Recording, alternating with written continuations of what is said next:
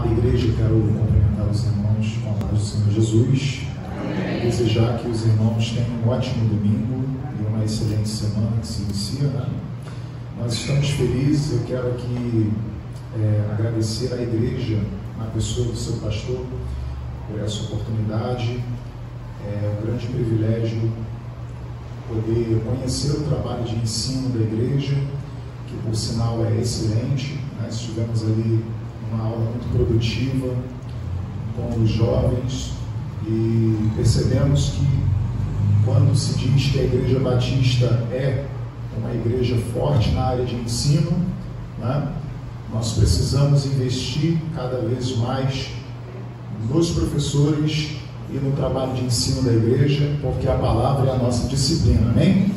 Então eu quero cumprimentar o pastor, trazer um abraço também do meu pastor, o pastor Cláudio Pereira, né, que gentilmente nos deu essa oportunidade, nos ajudou a estar aqui hoje. Nós estamos ali atualmente membros fundadores da Igreja Batista Ebenezer em Santa Cruz. Como o pastor disse, daqui a menos de 2 meses nós estaremos atravessando uma etapa importante, que é o concílio examinatório, após 4 anos de longa caminhada no seminário, em que tive o prazer de ter o pastor Edivan como professor. Muito contribuiu com a minha carreira ministerial, e no dia 10 será 10 de dezembro a prova de fogo, né? Que eu estou orando a Deus para que ele não seja o meu examinador, principalmente de teologia sistemática, que ele é muito forte, né? Então, mas se for, né, ele vai lembrar que um dia eu fui aluno dele e terá misericórdia. Então, amados, não é fácil. Estive aqui no concílio do hoje pastor Eduardo, né? E coitado do bichinho, né? Ficava aqui tremendo, tomou 4 litros d'água e não foi fácil. Mas a vida do pastor é essa, né? E começa sendo provado, porque é uma vida de muitas provações, já é para a gente se acostumar, né? A vida pastoral, para mim, não é uma novidade. Eu vim de outra denominação, viu, irmãos? Então, há 6 anos atrás, eu migrava de outra denominação para a denominação batista, com a qual me identifiquei sobremaneira. Adoro o trabalho batista e, principalmente, o trabalho missionário da Igreja Batista, que é um trabalho que me comoveu muito. O primeiro culto batista que eu participei era um culto de missões que tinha como temática o enredo missionário, né? Então, hoje sou muito feliz por estar aqui, e ser reconhecido daqui a algum tempo será uma grande satisfação ser pastor batista, né? Estávamos há pouco tempo numa missão, dirigindo lá no meio do mato, os irmãos conhecem, Santa Veridiana, não sei quem conhece aqui de Santa Cruz. Ficamos 1 ano lá, numa missão onde daqui a algum tempo será a igreja, eu creio, mas Deus vai dar vitória em nome de Jesus. Nós vamos meditar no texto sem mais delongas, enquanto os irmãos abrem aí o texto da carta de Paulo a 2ª, capítulo 2.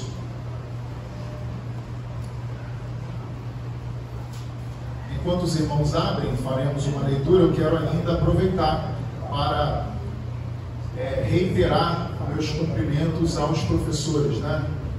Então, os irmãos, notei que alguns são professores também nas escolas, como eu sou professor de História, e se tiver alguém aí, às vezes eu me sinto sozinho, viu, irmãos, como professor de História, porque o pessoal não gosta muito. Se tiver alguém aí no final do grupo, a gente troca uma ideia, né?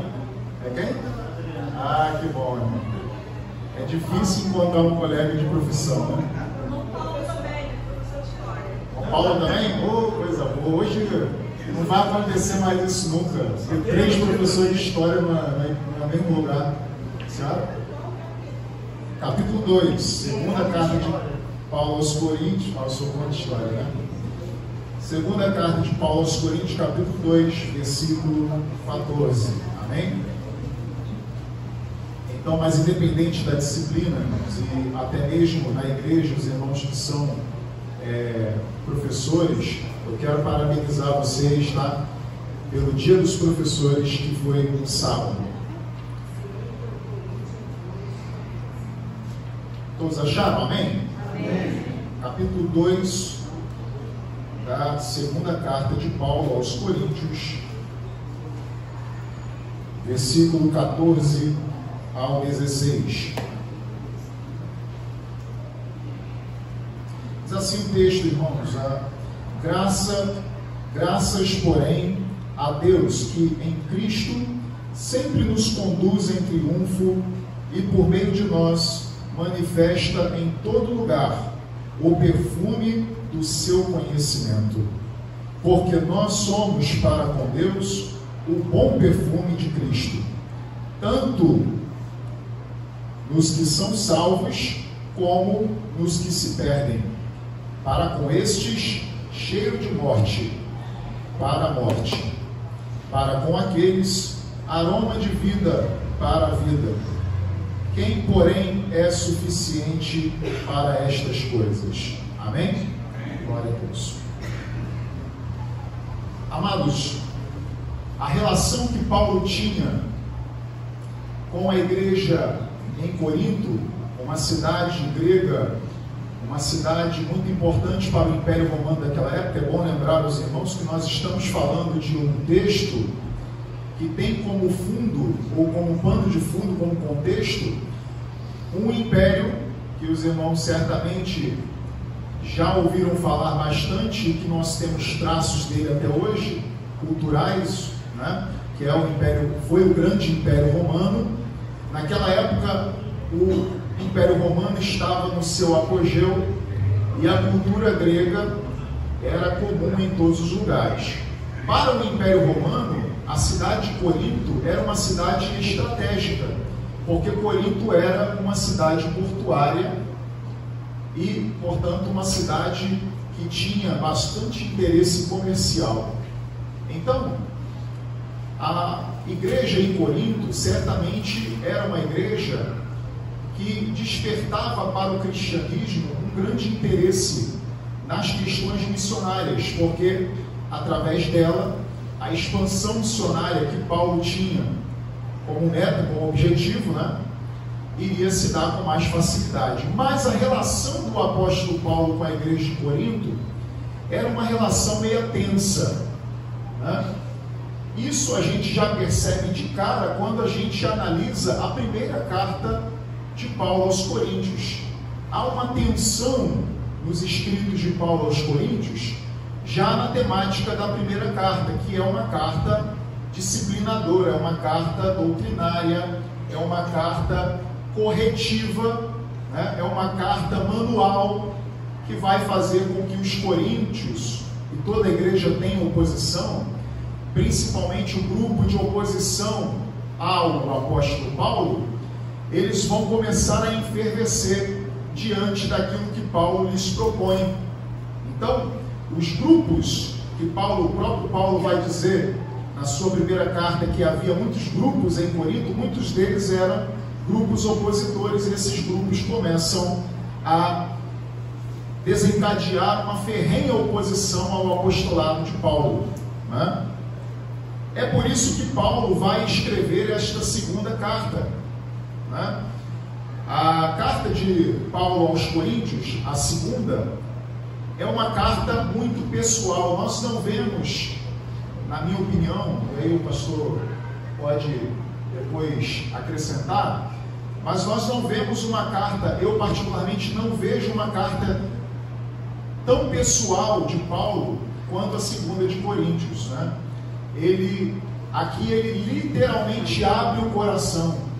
O apóstolo Paulo literalmente vai falar na sua carta aos Coríntios, agora a segunda, ele vai falar do seu sentimento, ele vai falar da sua pessoalidade, ele vai falar das suas experiências mais íntimas, e isso ele vai fazer porque o objetivo da segunda carta é muito claro. Enquanto a primeira era uma carta doutrinária, a segunda, sem abrir mão do contexto doutrinário também, mas ela é uma carta de defesa do seu ministério. A segunda carta de Paulo aos Coríntios é uma carta em que Paulo vai fazer essa defesa, especificamente porque os grupos de oposição estão se movimentando na igreja de Corinto e estão atraindo a atenção dos demais membros contra o apóstolo Paulo. Então ele vai fazer essa defesa. Essa carta foi escrita no ano 56 depois de Cristo aproximadamente. É uma carta escrita da Macedônia. Isso porque Paulo tinha como objetivo, na verdade, quando ele termina a primeira carta, ele diz que quer estar entre os coríntios, porque haviam esses problemas para serem resolvidos. Então veja, por exemplo, aí, nós vamos recorrer ao texto. Alguém me ensinou a ser um pregador expositivo. Então, nós vemos aí na primeira carta de Paulo aos Coríntios, capítulo 16, e você pode acompanhar comigo, por favor.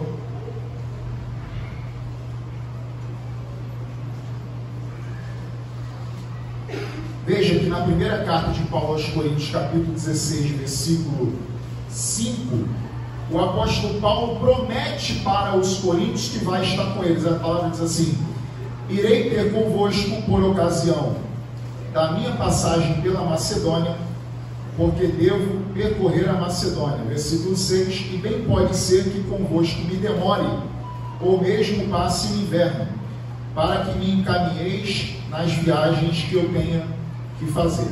Então veja, o apóstolo Paulo termina a primeira carta dizendo que havia um anseio da parte dele de estar na igreja em Corinto, exatamente para resolver, porque Paulo sabia que havia um movimento da oposição muito grande e ele precisa resolver. Existem questões que chamam mais a atenção do pastor, e geralmente são as questões que envolvem a oposição, que envolvem as problemáticas da igreja, né? Mas Paulo terá que adiar essa viagem, e aí você pode observar isso na segunda carta de Paulo aos Coríntios, capítulo de número 2, versículo 1. Nós estávamos lendo os versículos 14 a 16, mas o versículo 1, ele fala que adiou a viagem porque havia um sentimento de tensão, aquilo que nós pontuamos no início da mensagem.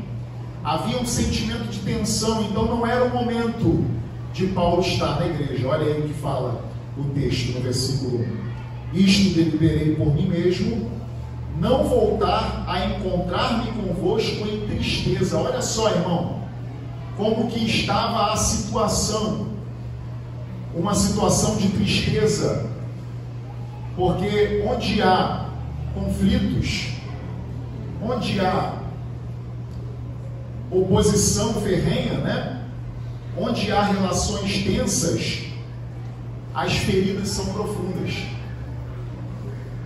Existem crentes hoje em todas as igrejas que preferem evitar a pessoa do que ter uma relação com ela. Não é isso? Nós estamos passando por esses momentos, né?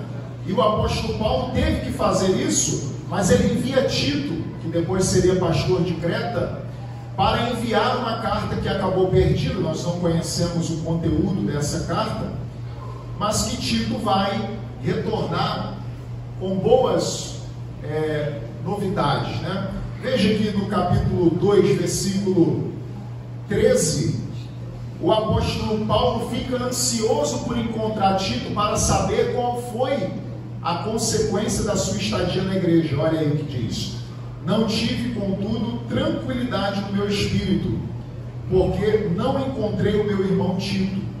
Amém? Então, Paulo não foi, mas havia enviado Tito e estava ansioso. Por que essa ansiedade do apóstolo Paulo? Porque ele precisava saber se os problemas daquela igreja, se a oposição daquela igreja tinha perdido força, e se os problemas que aquela oposição estava fomentando estavam diminuindo, estavam sendo resolvidos. Bom, entendido isso, nós partimos para o pressuposto de que Paulo não está em Corinto, mas ele está preocupado com a igreja. Porque o maior sofrimento de Paulo, embora ele abra aqui na carta aos Coríntios, na segunda carta, ele vai dizer que passou por todo tipo de sofrimento, como eu falei com os irmãos, é uma carta muito pessoal. Ele vai falar que naufragou, que tomou paulada, tomou açoite, todo tipo de detalhe das aflições de Paulo serão mencionadas aqui nessa carta. Mas o maior sofrimento de Paulo não era o sofrimento que se dava pela pregação do Evangelho. O maior sofrimento de Paulo eram aqueles causados pelos incrédulos e pelos próprios crentes da igreja em Corinto. E é isso que ele vai deixar bem claro quando ele vai discorrendo, do versículo 5 em diante, até o versículo 11, ele vai discorrendo sobre uma narrativa de que a oposição estava crescendo de uma forma que o próprio Satanás estava ganhando espaço na igreja. Veja o versículo 11. Para que Satanás não alcance vantagem sobre nós, pois não lhes ignoramos os desígnios. Satanás estava ganhando espaço naquela igreja porque a oposição não era uma oposição construtiva, era uma oposição que queria ver a queda do seu pastor, que queria ver a destruição do apostolado de Paulo, porque existem oposições construtivas. Nós, como uma igreja democrática, nós precisamos saber trabalhar com oposição, né? Nós não somos robôs. O pastor não quer que você seja um robô que pense o tempo todo como ele. Não será assim em lugar nenhum. Mas a oposição não é sinônimo de desobediência. Pensar de uma maneira que não seja a maneira do seu líder não significa que você tenha que ser desobediente. Não significa que você tenha que fomentar uma rebelião. Era isso que estava acontecendo na igreja. Eu estou falando de uma forma mais clara para que os irmãos entendam o que estava acontecendo na igreja em Corinto. Paulo está lidando com uma oposição que não é construtiva, é uma oposição destrutiva, é uma oposição do contra, e por isso Satanás estava ganhando espaço. Mas agora Paulo vai dizer para aqueles irmãos que eles não abram mão da disciplina. Veja no versículo de número 6, capítulo 2, versículo 6, diz assim: basta-lhe a punição pela maioria. Aqui Paulo não está abrindo mão da disciplina. Não é porque a oposição está crescendo que eu não vou disciplinar com medo do crente ir embora da igreja. Paulo está dizendo, olha, precisa disciplinar. A oposição está crescendo, mas a gente não pode se mostrar frouxo, a gente não pode se mostrar fraco. Então vamos disciplinar esses crentes, para que eles não pensem que é bagunça, para que eles não achem que eles podem fazer o que quiserem e simplesmente ficar por isso mesmo. Amém, igreja? Mas agora, ao mesmo tempo que Paulo está recomendando a disciplina, ele também está dizendo para aqueles irmãos que não são da oposição, ele está dizendo, vocês precisam também perdoar a oposição, porque aí vocês vão virar o jogo. Eu lá no meu trabalho sou supervisor de logística na Leroy Merlin, da Rio Barra, né? E ali eu tenho uma equipe que muitos deles no início não fechavam comigo, vamos colocar assim. Eu tive que saber contornar. Hoje eu tenho uma pessoa na minha equipe que no início ela era uma oposição ferrenha contra a minha liderança. Hoje ela me abraça, só falta me beijar e falar, eu sou teu amigo, e virou um grande amigo. Jesus era habilidoso nisso. O líder é aquele que influencia as pessoas. O líder é aquele que joga o xadrez e coloca cada peça no seu lugar, sabendo que hoje a oposição é a oposição, mas amanhã a oposição pode ser instrumentos na mão de Deus, na sua própria gestão. Louvado seja Deus. Então veja, Paulo está dizendo, olha, perdoe, veja isso no versículo 7, de modo que deveis, pelo contrário, perdoar-lhe e confortá-lo, para que não seja o mesmo consumido por excessiva tristeza. Quando a oposição não é perdoada, ela se torna uma oposição pior. Ela não sai, não vai embora. Ela fica e ainda fica atrapalhando mais. Nós precisamos abraçar a oposição com o abraço disciplinar de Cristo. Mas o abraço disciplinar de Cristo é um abraço amoroso. A disciplina de Cristo é uma disciplina que ama. Ela não é uma disciplina como nossos pais, né? Naquela época usava varinha de goiaba, minha mãe usava, e doía. Mas a mãe que estava batendo, ela não estava satisfeita em bater. Ela batia porque precisava, mas depois ela vinha ver como é que estava a ferida. Esse é o olhar de Cristo para a igreja. Esse é o olhar do pastor para a igreja. Nós precisamos, às vezes, ser duros, mas a dureza não abre mão do amor. Amém, igreja? Sempre vai ter divergência na convivência. Tem crente que não para, né? Ele vive migrando para lá e para cá. Não vai parar em igreja nenhuma, porque não sabe conviver com diferenças. Nós sempre vamos ter as nossas diferenças. Vai ter dia que o irmão vai te cumprimentar como quem chupou limão. Pai do Senhor. Não é nem Pai do Senhor, é Pastor. Ele fala abreviado. Faz parte. As divergências vão existir. Na história da igreja sempre existiu. Paulo e Pedro, por exemplo, divergiam sobre diversas questões. Uma delas na questão soterológica. Pedro achava que a salvação era exclusividade e privilégio do cristianismo judaizante. Paulo tinha uma visão menos ortodoxa para essa questão e dizia que a salvação era para todos os homens. Tanto divergiram que numa viagem missionária, João Marcos, que era filho na fé de Pedro, abandonou a viagem. Ué, nenhum filho na fé quer que fale mal do seu pai. Saiu fora, errado não estava. Errado não estava. E foi embora. Divergências aqui, divergências ali. Paulo confronta Pedro. Veja aí, eu gosto de entrar no texto. Olha aí. Gálatas, capítulo de número 2.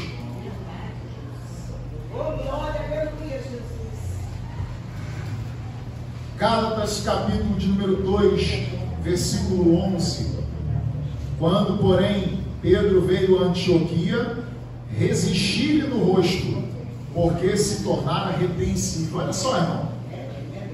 É profundo isso. Mas, no fim das contas, o perdão foi liberado. Pedro, que achava que a salvação era só para alguns, olha o que ele diz na sua primeira carta. Carta de Pedro, a primeira, capítulo 1, versículo 17. Ora, se invocais como Pai aquele que, sem acepção de pessoas, mudou de ideia. Mudou de ideia, sem acepção de pessoas, foi convencido. É isso que nós precisamos entender. A convivência do crente, ela pode ter pedregulhos, ela pode ter, né, suas dissensões, mas o perdão faz com que o amor esteja nos envolvendo para a glória de Deus. Você pode dar glória a Deus por isso? Louvado seja Deus. Quem é que não quer que você perdoe? Você sabe quem é? É o diabo. O diabo odeia o perdão. Ele não quer que você perdoe o seu irmão, Ele quer que você fique com o seu ego inchado. A palavra ego vem do grego, quer dizer eu. Ego é eu. Ele quer que você tenha o seu ego inflamado, exatamente porque ele sabe que com o perdão a igreja cresce. Ela não incha. Igreja sem perdão, ela incha. Tem muita gente, mas não tem a essência do Espírito Santo. Mas quando tem perdão, ela cresce. E ela cresce de forma sistemática e de forma abundante. É um crescimento saudável, porque é um crescimento pautado na palavra de Deus. Cristo, quando estava ainda naqueles momentos de aflição extrema, ele disse: Pai, perdoa-lhes, porque ele foi capaz de nos liberar o perdão. E até para cultuar ao Senhor a gente precisa perdoar antes. Jesus ensinou que se o teu irmão, nem se você tem algo contra ele. Interessante é isso. Ele diz: se o teu irmão tem algo contra você, opa, não importa o que você pensa dele, importa o que ele pensa de você. Se o teu irmão tem algo contra ele, vai, deixa a tua oferta, não cultue antes disso, vai e se conserta com ele, depois você volta para cultuar. Nós não podemos cair no modismo de carregar uma Bíblia debaixo do braço e não viver a essência da sua palavra. Amém? Eu estava questionando ao Senhor o que eu ia trazer hoje aqui como mensagem, e a expectativa era muito grande, porque nesses momentos que precedem o concílio, meu pastor tem me dado liberdade para conhecer igrejas maiores e mais estruturadas. Eu até comentei isso com o senhor, né? E o Senhor falou no meu coração sobre essa palavra, e Ele falou comigo: aquilo que eu te entregar, você entrega para a igreja. Eu não vou abrir mão disso, amém? Essa palavra vem do coração de Deus para mim também, em nome de Jesus. Louvado seja Deus. O perdão é um ensinamento filosófico do próprio Cristo. Veja que Cristo, aqui entrando um pouco no campo da filosofia, Cristo era um grande filósofo para a sua época. Qual era o conceito de amor dos filósofos gregos? A gente olha para Sócrates e vê Sócrates definindo amor da seguinte maneira: para Sócrates, o amor é o apego àquilo que você tem. Opa, então eu tenho meu carro, eu tenho minha casa, eu amo tudo isso. Eu cuido disso, eu cuido da minha esposa, eu cuido dos meus filhos, porque é o que eu tenho. Para Sócrates, o amor é aquilo, é o apego ao que você tem. Para Aristóteles, o amor é o apego àquilo que você não tem. Opa, então ao contrário. Tudo que eu tenho não é suficiente, eu preciso batalhar para conquistar o que eu não tenho. Isso é amor para Aristóteles. Agora, para Cristo, Cristo dá uma nova definição de amor para aquele mundo. Para Cristo, amor é o apego ao outro, não é nada seu. Não é o que você tem, nem é o que você não tem, porque amor para Cristo não envolve você. Amor para Cristo é empático, coloca o outro como centro. Amém, igreja? Amém. Então, quando o apóstolo Paulo está falando de perdão, ele está falando de um conceito do próprio Cristo, que é abranger o outro, que é olhar a necessidade do outro, que é se colocar no lugar do outro. Louvado seja Deus. Mas muitas das vezes isso não será fácil, e muitas das vezes isso não vai ter uma consequência ou um efeito imediato. Olhem, por exemplo, para Jacó e Esaú.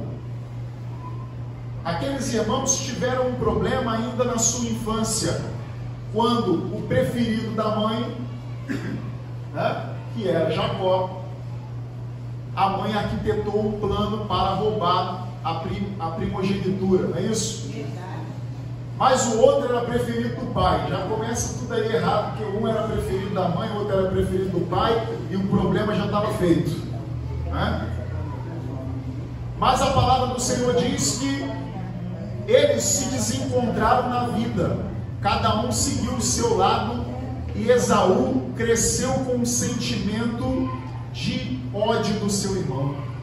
Mas finalmente eles se encontram muitos e muitos anos depois. já estavam velhinhos, já tinham suas vidas feitas. E a Bíblia diz que Jacó vai encontrar com Esaú, seu irmão. Ele tinha medo de que o seu irmão lhe tirasse a vida. Ele tinha medo ainda que aquele ódio tivesse se estendido até a velhice. Então ele pega os seus servos, entrega presentes para eles e manda eles entregarem. E no final das contas, quando eles se encontram, eles se abraçam e choram. Mas olha quanto tempo passou, irmão. Às vezes a gente perde tanta coisa da nossa vida, coisa boa, oportunidades únicas, porque a gente não abre mão da nossa razão. Verdade, Senhor. Né? Jacó e Esaú só foram se reconciliar no fim da vida. Existem muitos problemas que nós precisamos tratar através do perdão. E para encerrar esse tópico e essa mensagem, caminhando para o final, nós temos diversos problemas em todos os lugares.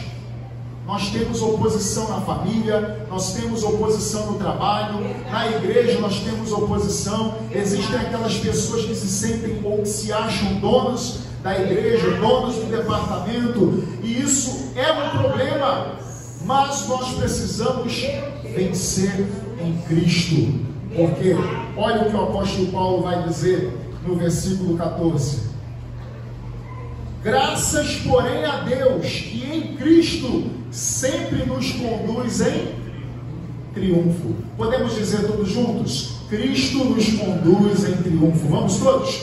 Cristo. A igreja segue triunfante. A igreja é mais que vencedora em Cristo Jesus. Nada pode contra a igreja, nada pode nos parar.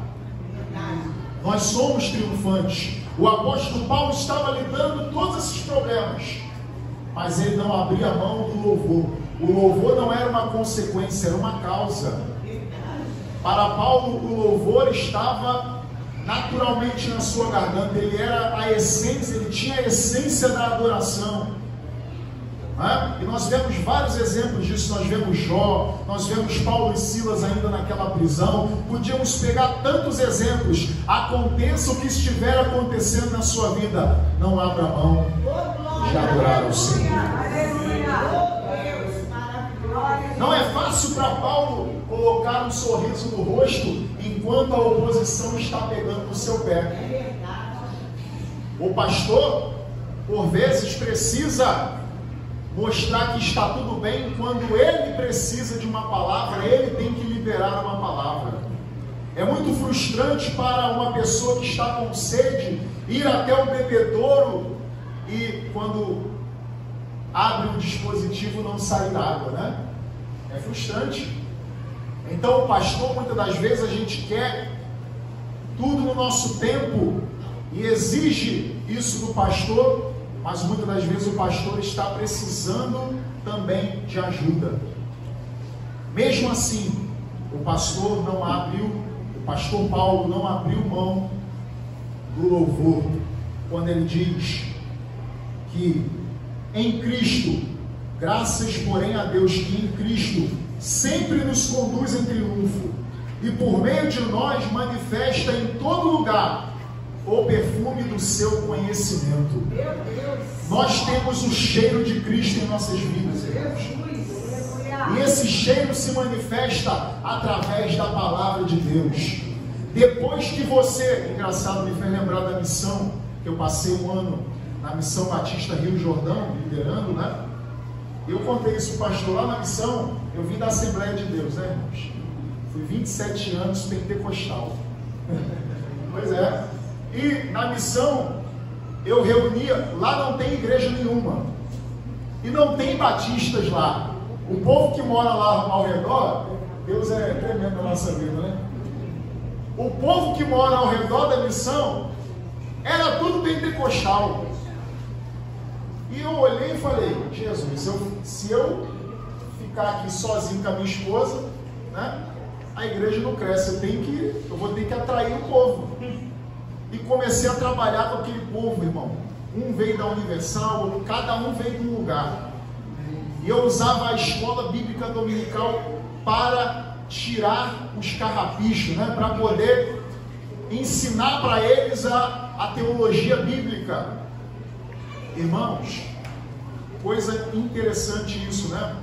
Aqueles irmãos, hoje, quando eu vou visitá-los, né? Às vezes, eu estive na casa de alguns irmãos no domingo passado, visitando, almoçando, né? E eles não querem voltar de onde vieram. Eu saí, mas eles estão lá. E não querem voltar, porque depois, tem grande respeito, né, pela denominação da minha origem, mas depois que você se acostuma com um alimento forte, você não quer mais comer mingau. Verdade. Amém, igreja? Amém. Então, aqui o apóstolo Paulo, por que ele vai dizer que esse triunfo se manifesta por meio de nós, em todo lugar, através da fragrância do seu conhecimento?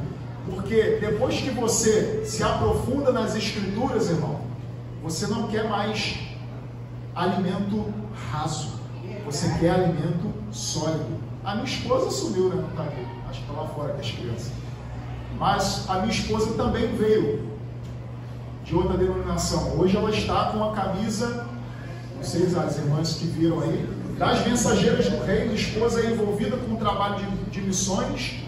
Eu gosto de trabalhar com os embaixadores, né? Então, nós temos esse sentimento. Por quê? Porque o Senhor nos atraiu com o perfume da sua palavra. Aleluia!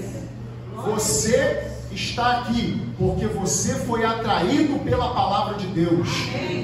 Você está aqui não é porque eu me visto bem, ou porque o irmão que está do seu lado está bem vestido, não, ou tem boa posição social. Não é isso que nos atrai. O que nos atrai na Bíblia de Cancela Preta é a presença do alimento sólido, que é a palavra de Deus. O dia que nós não tivermos a palavra no nosso meio, deixamos de existir, não temos razão para existir. Mas eu quero crer que enquanto o pastor Edivan estiver aqui, enquanto os irmãos estiverem aqui reunidos, a palavra de Deus é primazia no nosso meio. Louvado seja Deus. Aleluia. Amados, para nós caminharmos para o fim dessa mensagem, veja no versículo 15: porque nós somos para com Deus o bom perfume de Cristo, tanto nos que são salvos, como nos que se perdem. Versículo 16: para com este cheiro de morte para a morte, para com aqueles aroma de vida para a vida. O Império Romano se orgulhava das suas conquistas. O exército romano era um exército imbatível, era um exército famoso pelas melhores armas, famoso pelos seus alcances, né, pelos seus feitos de batalha. Todas as vezes que o exército romano voltava de alguma batalha, de alguma conquista, eles traziam para o imperador aqueles homens da oposição, né, do exército inimigo, que eram os cabeça. Eles matavam todo mundo e traziam para a cidade os generais, os comandantes, os governantes das cidades que eram oposição, era um troféu para apresentar para o imperador. Nós trouxemos aqui, César, o troféu da nossa conquista. Esses homens aí, ó, esses prisioneiros, são a prova de que o nosso exército é forte. Os irmãos estão entendendo também? Amém. Então, eles iam desfilar na cidade e atrás estavam os prisioneiros juntos. E como o Império Romano era um império pagão por essência, né? Os adoradores dos diversos deuses pagãos pegavam as pétalas de flores, as mais cheirosas que existiam, e colocavam no caminho onde o exército ia passar, para que eles fossem desfilando em cima das pétalas. E também eles queimavam aquelas pétalas em incenso, para que elas liberassem cheiro. o exército romano desfilava debaixo daquele perfume, daquele aroma que era liberado. Por isso que o apóstolo Paulo está falando aqui, está falando de uma coisa que eles conheciam bem e que acontecia o tempo todo. Quando o exército voltava de uma vitória, eles desfilavam ao cheiro de uma grande essência, de um perfume muito agradável, e todo mundo dentro das suas casas sentia e dizia: agora o exército está passando, e com certeza tem prisioneiro lá. E eles saíam para a rua e iam para assistir o desfile.